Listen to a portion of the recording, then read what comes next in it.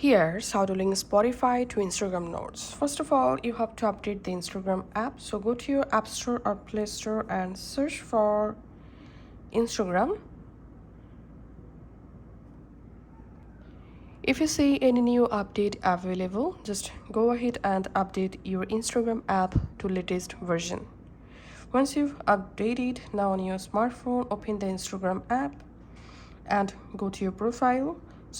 Tap this direct message to go to your inbox on Instagram.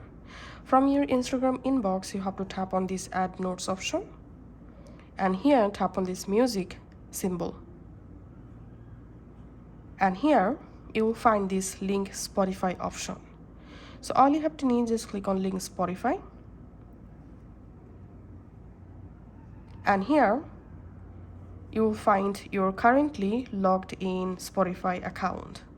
So just tap on agree, and that's it. As you can see, my Spotify has been successfully linked with my Instagram notes. Now you can tap on share from Spotify, and now you can directly share your Spotify song to your Instagram notes with lyrics. Before that, go to your Spotify and just play any song or music. So that's it for now. Thanks for watching.